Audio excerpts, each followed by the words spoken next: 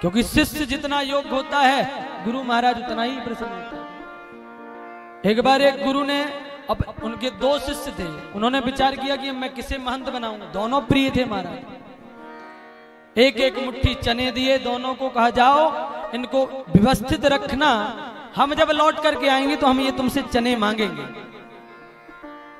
महात्मा गुरुजी उनके चले गए। दोनों शिष्यों ने उन एक एक मुट्ठी चनों को महाराज, एक ने क्या किया, उसकी जटाएं बहुत बड़ी थी तो उन चनों को अपनी जटाओं में बांध करके रख लिया कि जब गुरुजी आएंगे तो दे दूंगा। दूसरे ने क्या किया, उन चनों को ले जाकर खेत में डाल दिया। बहुत दिनों के बाद जब गुरुजी आए, दोनों चेलों ने आकर के गुरुजी का स्वागत किया।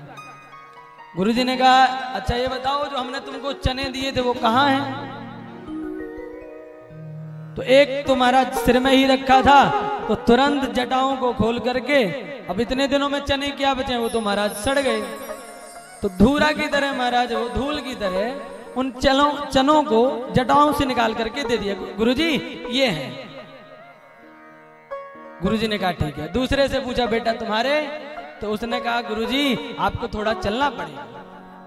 गुरुजी को ले जा करके दिखाया। महाराज बहुत सारा अनाज इकट्ठा था और इसके बाद खेत में भी चने लगे हुए थे। उसने कहा, गुरुजी आपने जो चने दिए थे उनको मैंने इसी प्रकार खेत में लगा लगा करके इतना सब कर दिया। गुरुजी प्रसन्न हो गए और बोले, सचमुच इस आश्रम को चलाने के लिए तुम ही योग्य। अरे जो संपत्ति को महाराज वृद्धि करे, ऐसे शिष्य को महाराज महात्मा महंत बनाना चाहिए। ऐसा नहीं कि जो संपत्ति हो तो जटाओं में रख के सड़ा ही दिया महाराज। इसलिए माया के बीच में रहकर भी माया जिसको छू ना सके वो महात्मा, पर माया को भी जो अपने इशारों पर नचावे वो परमात्मा। तो सुखदेव जी तो विशुद्ध महात्मा हैं, जिन्होंने संसार में भटके हुए जीवों का कल्याण करने के लिए भागवत रूपी अध्यात्म दीप को प्रज्वलित कर दिया। बहुत ज्यादा अंधकार है, दीपक जला करके रास्ता, महाराज साहब दीपक के प्रकाश से रास्ता पार कर जाओ। ऐसे व्यासनंदन सुखदेव बाबा को हम सब मिलकर के प्रणाम करते हैं। सूत जी महाराज कहते हैं, ऋषियों मुनिया साधु पृष्ठो हम भवद्भिर लोक मंगलम। आपने जो प्रश्न किए हैं वो अपने लिए नहीं, लोकहित की भावना से किए हैं। अब ध्यान से सुनो। भागवत की कथा बड़ी जल्दी समझ में नहीं आती। हास परिहास करके बहुत ज्यादा कथाओं में कीर्तन इत्यादि करके या फिर इधर उधर की कथाओं को कहकर के कथा 7 दिन कर देना वो अलग विषय है, पर केवल भागवत की कथा को समझना बड़ा क्लिष्ट है। बड़े बड़े विद्वानों की बुद्धि चकरा जाती है। विद्वान भागवते परीक्षा, विद्वानों की परीक्षा भागवत में है। एक तो संत कहते हैं, बोले भैया भागवत की कथा मनोरंजन का विषय नहीं है। ये मनोरंजन का नहीं है कि नाच गा करके महाराज कथा कर लो। बोले भागवत की कथा मनोमंथन का विषय है। इस भागवत की कथा में अपने मन को जितना मथ सको महाराज। इसलिए बहुत सावधानी पूर्वक कथा श्रवण करें।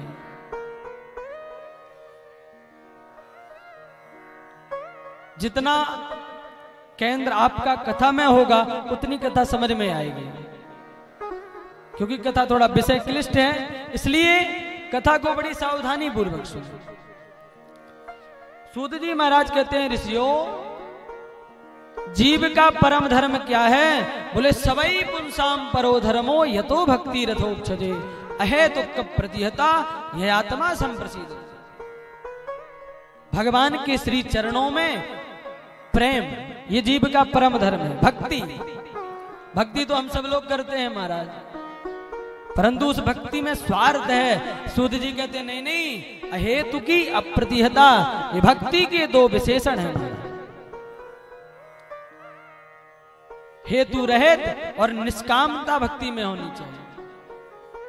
जैसे माँ का प्रेम पुत्र के प्रति होता है, बेटा घर में रहे अथवा परदेश चला जाए माँ तो किसी ना किसी बहाने बालक को याद करती है। ऐसा ही प्रेम हमारा भगवान के चरणों में होना चाहिए। और जब ऐसी प्रेम, ऐसी भक्ति भगवान के चरणों में होगी तो जनयत्यासु वैराग्यम ज्ञानम च यद्धेतुकम। भक्ति के ही बेटा ज्ञान और वैराग्य हैं। जब विशुद्ध भक्ति भगवान के चरणों में होगी तो भगवान के स्वरूप का बोध होगा, और जब भगवान के स्वरूप का ज्ञान होगा तो जगत से अपने आप वैराग्य हो जाएगा। अलग अलग नहीं करना पड़ेगा। अरे ऐसे समझे, किसी परिवार में किसी कन्या का जन्म हुआ तो उस कन्या की कितनी प्रीति परिवार में हो जाती है। कोई पूछे बेटी ये घर किसका है, दौड़ के बताती है महाराज जी ये मेरा घर है, ये मेरे माता पिता हैं, ये मेरा भैया है, ये मेरी गाड़ी है। बड़ी प्रीति होती है। परंतु वही कन्या जब 20 वर्ष की हो जाती है और किसी सुयोग्य वर के साथ, सुयोग्य वर का चयन करके उसका पाणिक ग्रहण कर दिया जाता है तो परिचय बदल जाता है। अब एकदम से तो नहीं बदलेगा, थोड़ा समय लगेगा। परंतु अब जब कोई पूछता है तो यही कहती है ये मेरा घर है, ये मेरे पति हैं, ये मेरे बच्चे हैं, ये मेरी गाड़ी है और वो मेरा मकान है, मायका है, मायका। परिचय बदल गया। घर में पिताजी बुलाए भी कि बेटी आओ, बहुत दिन से मैया की तबीयत खराब है, तो आ तो जाएगी, 2-4 दिन रुकेगी फिर तुरंत भागेगी। पिताजी बच्चों की पढ़ाई है, घर में बहुत सारा काम है। क्यों भाग रही है? क्योंकि उसको बोध हो गया मेरा वास्तविक घर तो वो है। उसी प्रकार भगवान का एक नाम है जगतपति। गुरु ते पहले जगतपति जागे राम सुजाना। तो भगवान का एक नाम है जगतपति, और जगतपति यानी हम लोगों के भी पति महाराज।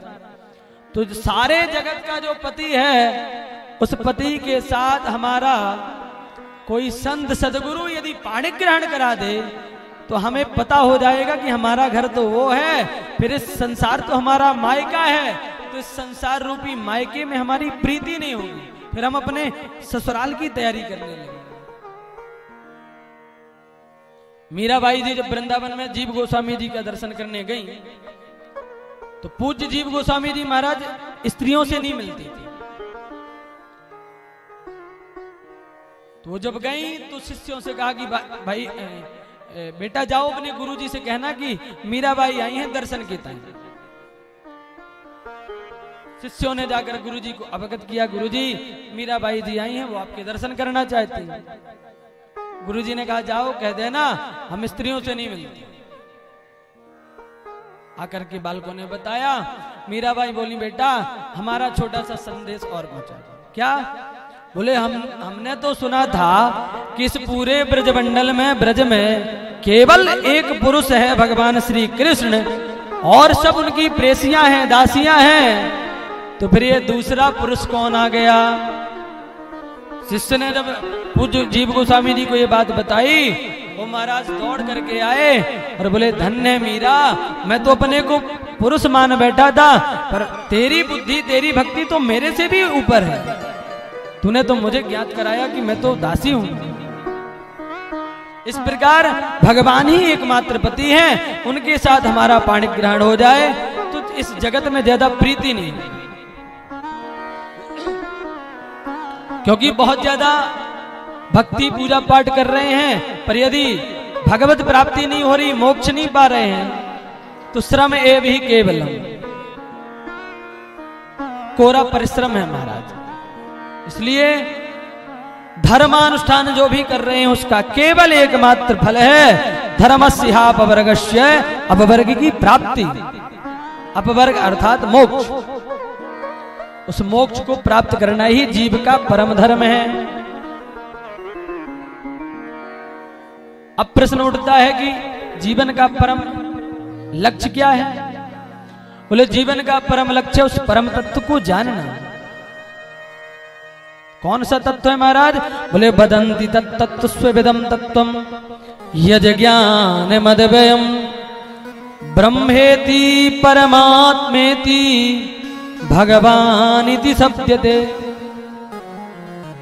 तत्व एक ही है, उसी तत्व को विविध रूपों में जानते हैं। ज्ञानियों से पूछो तो वो ब्रह्म कहते हैं, योगियों से पूछो तो वो परमात्मा कहते हैं, और भक्तों से पूछो तो वो भगवान कहते हैं। अंतर नहीं है, तत्व एक ही हमारा।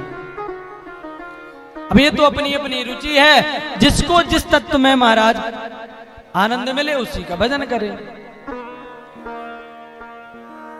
आटे से ही पूड़ी बनती हैं, पराठे बनते हैं, रोटियां बनती हैं, पर जीव की अपनी अपनी रुचि है। किसी को पूड़ी पसंद है, किसी को पराठे पसंद हैं, तो किसी को महाराज रोटियां पसंद है।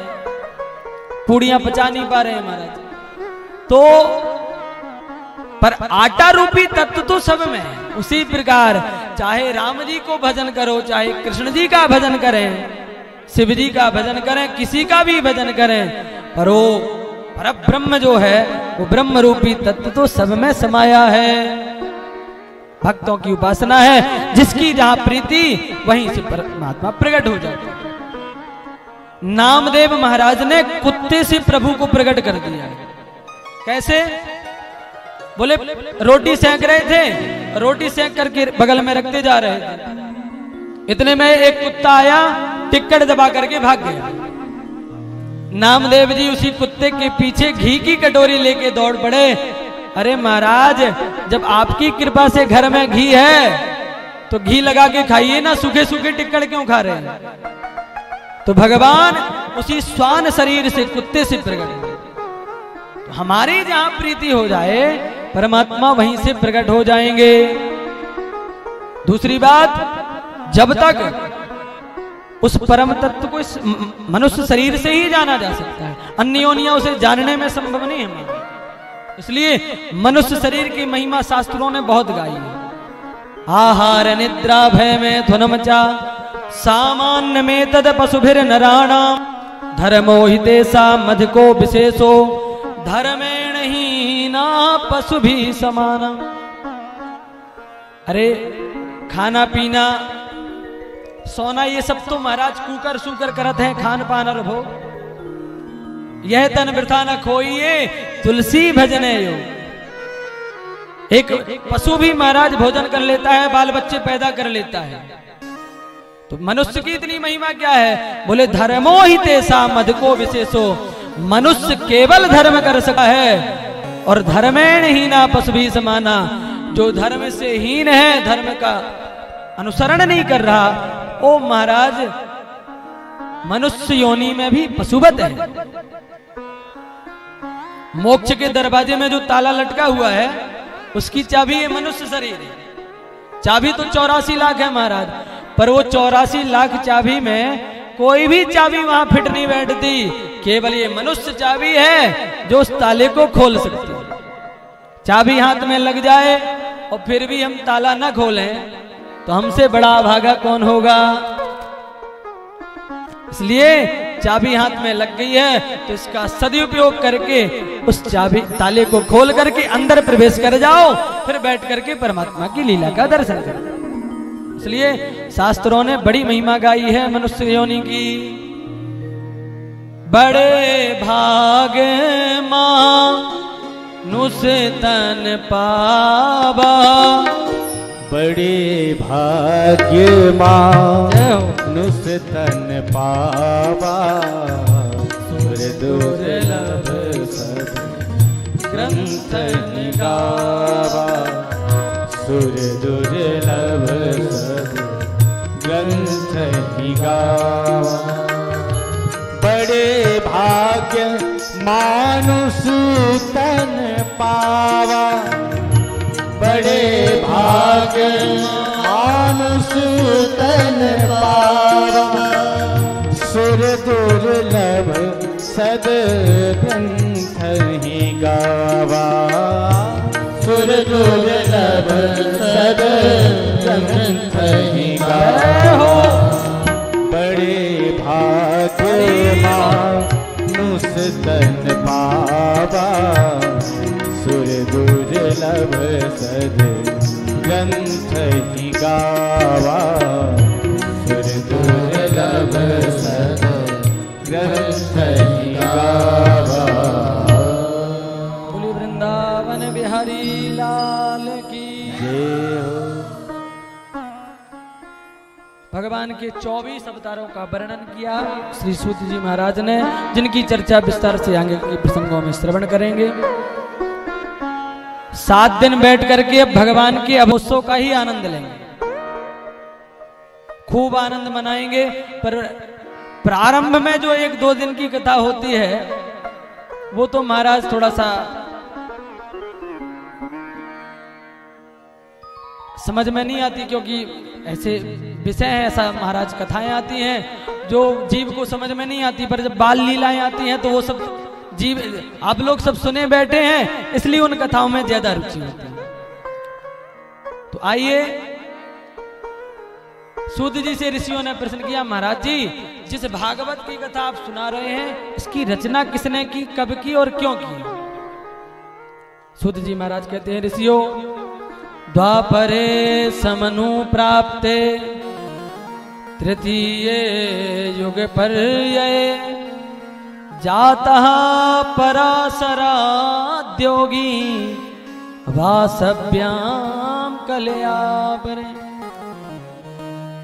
जिस समय द्वापर के अंत में भगवान के कलावतार श्री व्यास जी का प्रागट हुआ, त्रिकाल दृष्टा वेद व्यास जी महाराज ने कलयुग के प्राणियों पर जब दृष्टिपात करके देखा तो आश्चर्य में पड़ गए, थोड़ा सा उदास हो गए। क्यों? क्योंकि मंदा सुमंद मतियो मंद भाग्या हृद्रुता। कलयुग में प्रायः जीव भाग्य भी मंद है और कर्म से भी मंद है महाराज, बुद्धि से भी मंद है। कोई भाग्यशाली व्यक्ति है, बुद्धिमान नहीं है, तो भाग्य है उसका तो महाराज जीवन चल जाएगा। भाग्यहीन है परंतु बुद्धिमान है तो अपनी बुद्धि के प्रयोग से वो इस जीव अपना जीव को पार्जन चला लेगा। पर जिसका भाग्य भी मंद है, बुद्धि भी नहीं है, ऐसे जीवों का कैसे कल्याण? उन सब को स्मरण में रखते हुए व्यास जी ने एक वेद के 3 विभाग और कर दिए तो 4 वेद हो गए। ऋग्वेद से 3 विभाग और कर दिए, यजु साम अथर्व। पर संतोष नहीं हुआ। क्यों? वेदों में महाराज बड़ी क्लिष्ट भाषा का वर्णन है, तो फिर पंचम और सरल करके पंचम वेद महाभारत के रूप में प्रकट किया। जो वैदिक गति वेदों में न हो वो महाभारत का अनुसरण करके वैदिक ज्ञान प्राप्त कर सके। फिर भी शांति नहीं मिली। गीता आदि ब्रह्म सूत्रों की व्याख्या करके भी मन संतोष नहीं हुआ, तो पुराणों को लिखना प्रारंभ किया और एक एक करके 17 पुराण लिख डाले। संतोष नहीं हुआ।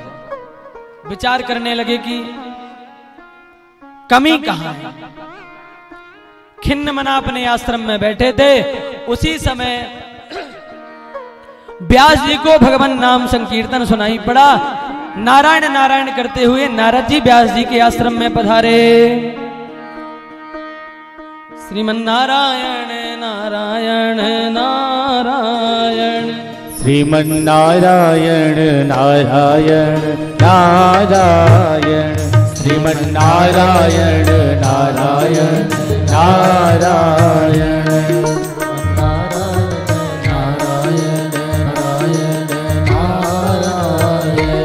श्रीमन नारायण नारायण नारायण, श्रीमन नारायण नारायण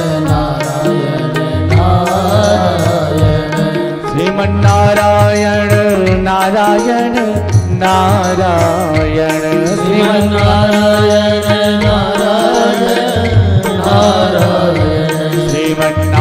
नारायण नारायण,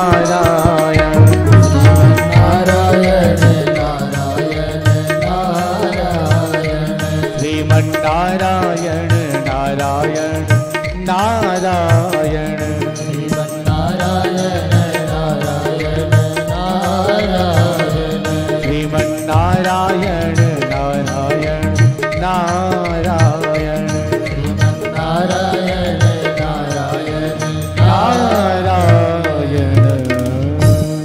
भक्तवत्सल भगवान की जय हो। अपनी वीणा में नारायण नारायण करते हुए नारद जी पधारे। व्यास जी ने स्वागत किया। नारद जी ने पूछा, व्यास जी आपके धर्म कर्म की व्यवस्था ठीक तो चल रही है? तो व्यास जी ने कहा बाबा सब सही है, पर मैंने जीवों के कल्याणार्थ बहुत कुछ लिखा, पर अभी संतोष नहीं हुआ, कमी समझ में नहीं आ रही। तो फिर नारद जी ने भागवत का उपदेश जो अपने पिता ब्रह्मा जी से प्राप्त कर चुके थे, उसी उपदेश का जो चतुश्लोकी भागवत है, इसका वो उपदेश नारद जी ने व्यास जी को सुनाया। पूर्व जन्म की कथा भी बताई कि मैं दासी पुत्र था,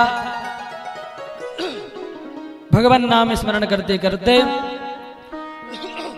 कहा तो दासी पुत्र था, पर जब शरीर छूटा तो दूसरे जन्म में ब्रह्मा जी का मानस पुत्र बन करके प्रकट हुआ। इसलिए व्यास जी गोविंद की कीर्ति कौमुदी गाओ, जब तक नहीं गाओगे तब तक चैन नहीं पाओगे। व्यास जी को कमी महसूस भई, सरस्वती नदी में स्नान करके व्यास अपने आश्रम में आकर के जैसे बैठे तो व्यास जी के भीतर भागवत की भागीरथी ऐसी प्रभावित हुई कि व्यास जी महाराज बोलते गए और श्री गणेश जी महाराज लिखते गए, और बोलते बोलते व्यास जी महाराज ने 18,000 श्लोकों में भगवान की कीर्ति कौमुदी को गाया। लिखने के बाद विचार आया कि भाई परमहंसों की संगता है, तो सबसे पहले किसी परमहंस को ही दिया जाए। तो स्मरण करते ही अपना बेटा याद आ गया, जो जन्म लेते ही वन को चला गया, पर वो तो कहीं जंगल में समाधिस्थ होगा महाराज। अपने जैमिनी पिपलायन जो व्यास जी के शिष्य हैं, 2-4 श्लोक रटाए और कहा जाओ वन में गुनगुनाओ। विद्यार्थियों ने वन में जाकर के भागवत के दसम स्कंद के जो वेणु गीत में जो एक श्लोक है, गोपियों के माध्यम से जो वेणु गीत में भगवान के स्वरूप का वर्णन किया है, उस श्लोक का गायन किया। बरहा पीडम नटवर वपु कर्णयो कर्णिकारम बिभ्रदवासः कनक कपिसं वैजयन्ती जमाला रंध्राण वेणोरधर सुधया पूरयन गोप वृंदै वृंदारण्यं स्वपद रमणं प्राविशद गीत कीर्ति। मोर पंख धारण किए हुए, बंसी हाथ में लिए हुए, ग्वाल बालों से अपनी विभूति का गायन सुनते हुए गायों के पीछे पीछे वृंदा विपिन में भगवान प्रवेश पा रहे हैं। जो ये श्लोक सुखदेव बाबा के कर्ण पुटलों पर पड़ा तो समाधि टूट गई, तुरंत दौड़कर भागे कि भाई ऐसे मोर पंख वाले से तो हमें भी मिलना चाहिए। जैसे दौड़े तो रुक गए, क्यों? बोले भाई बहुत ज्यादा सुंदर है तो नखड़े ज्यादा होंगे, पता नहीं अपनाएगा कि नहीं, प्राप्त भी होगा कि नहीं, इसलिए दौड़े तो पर रुक गए। किसी मोर पंख के पीछे हमें दौड़ने की जरूरत नहीं है, हम तो ब्रह्मानंद में ही मस्त हैं।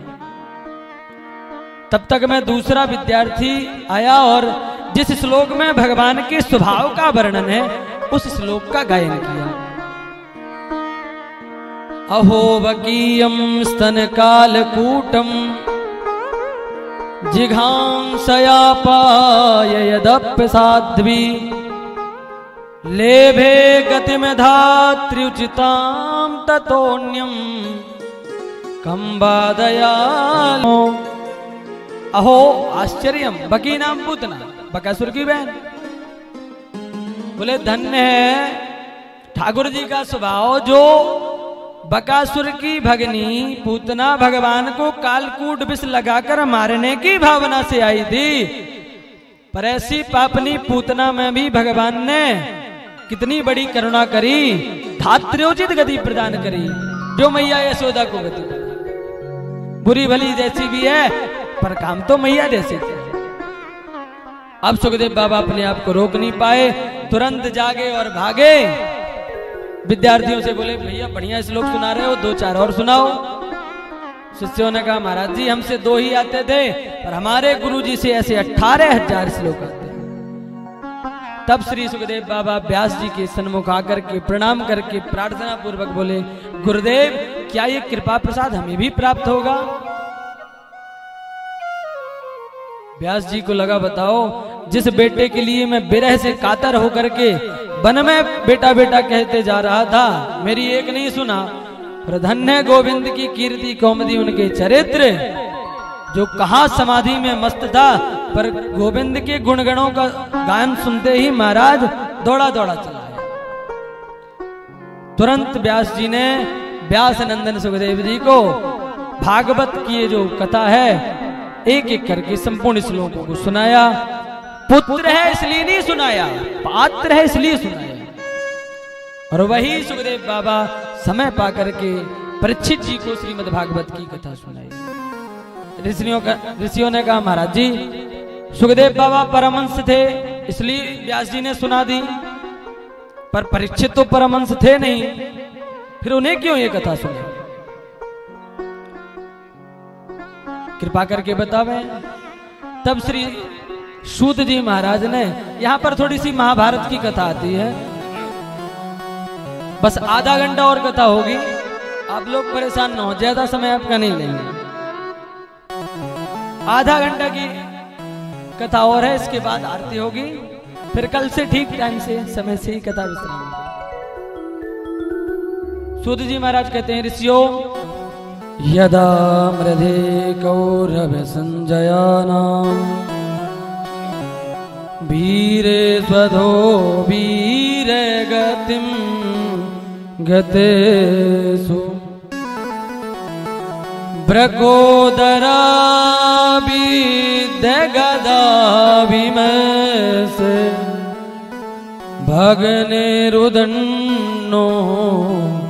धृतराष्ट्रपुत्रः। जिस समय महाभारत के युद्ध में दुर्योधन के उरुदंड का भेदन ब्रकोदर ने कर दिया, भीम भैया ने घायल अवस्था में छोड़ करके पांडव शिविर पहुंचे विजय शंख फूंकते हुए। उस समय एकांत पाकर के अश्वस्थामा दुर्योधन से मिलने के लिए, दुर्योधन की दशा को देख करके दुर्योधन से बोला मित्र मैंने तुम्हारा वो प्रभाव वो वैदुष्य देखा है कि तुम्हारी एक आवाज से सारी हस्तिनापुर कांपती थी, और आज तुम्हारी ये दुर्दशा। पर मित्र बुरा मत मानना, इस दुर्दशा के इस दशा के कहीं ना कहीं तुम ही कारण। क्या मतलब?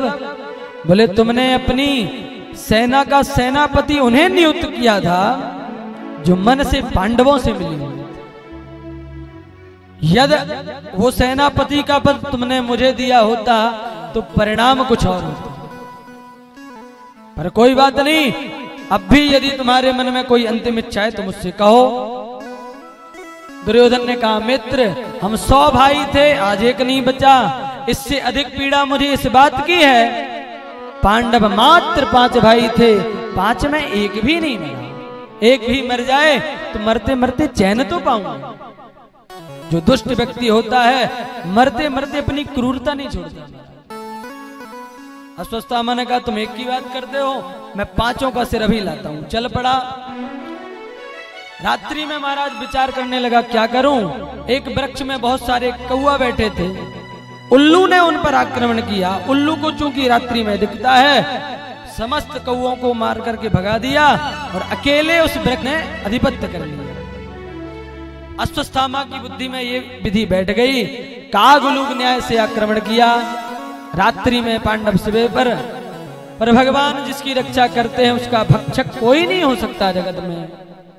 भगवान पांडवों से बोले भाई आज विजय की प्रथम रात्रि है, चलो कहीं चलकर उत्सव मनाएं। पांडवों को लेकर चले गए। पांडव पुत्र जो कि पांडवों की तरह थे, पांडव शिविर में पांडवों की सैया पर आकर लेट गए। अश्वस्थामा ने पांडव पुत्रों को ही पांडव समझ करके 5 का सिर काट करके दौड़ा दौड़ा दुर्योधन के पास गया, बोला मित्र देखो देखो तुम एक की बात करते थे, मैं पांचों का सिर लाया। दुर्योधन को भी आश्चर्य हुआ कि जिनको मारने के लिए मैंने कितने कुचक्र रचे, यहां तक मेरा पूरा परिवार समाप्त हो गया, इतनी सरलता से कैसे मार सकता। पर जब गौर से देखा तो पहचान गया, अरे मूर्ख ये पांडव नहीं पांडव पुत्र हैं, इनको मार करके तो तुमने हमें पानी देने वाला भी नहीं छोड़ा। अरे कभी कभी जब ये अपने पूर्वजों को जल देते तो हमें भी जल देते, पर तुमने तो इन्हें मारकर किसी को भी नहीं छोड़ा। ऐसे करते करते बिगलते हुए दुर्योधन का तो प्राणांत हो गया। अश्वत्थामा ने सोचा कि यदि पांडव जीवित हैं तो अब वो मुझे नहीं छोड़े, भाग गया। उधर जब प्रातः होते ही द्रौपदी की दृष्टि अपने पुत्रों पर पड़ी तो अत्यंत चीत्कार कर उठी, माता सितूनां निधनम सुतानां निसम्य घोर परितप्यमाना तदा रुदद बाष्प कलाकुलाक्षी त्वयन्ना है किरीटमाली। छाती पीट पीट करके रोने लगी। अर्जुन ने प्रतिज्ञा कर ली, द्रौपदी चिंता मत कर, जिसने भी तेरे बालकों की ऐसी हत्या करी है उसको तेरे सामने लाकर के मृत्यु दंड दूं। केशव को सारथी बना करके चल पड़ा अर्जुन, अश्वत्थामा का पीछा किया। अर्जुन के ऊपर अश्वत्थामा ने ब्रह्मास्त्र का प्रयोग किया। अर्जुन ने भी ब्रह्मास्त्र का प्रयोग करके दोनों को शांत किया, रस्सी से बांध करके ला करके रथ में पटक दिया। भगवान ने कहा इसे यहीं मार दो, ये आतताई है। अरे सोते हुए प्रबल शत्रु को भी कोई नहीं मारता और इसने छोटे छोटे बच्चों को मारा है।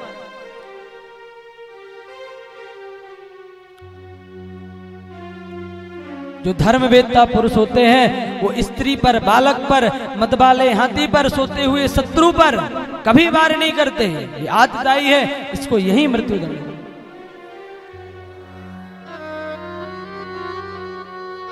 अर्जुन ने कहा महाराज छोड़ने वाला तो वैसे भी नहीं, पर द्रौपदी को वचन देकर के आया हूं, इसलिए उसी के सन्मुख मारूंगा।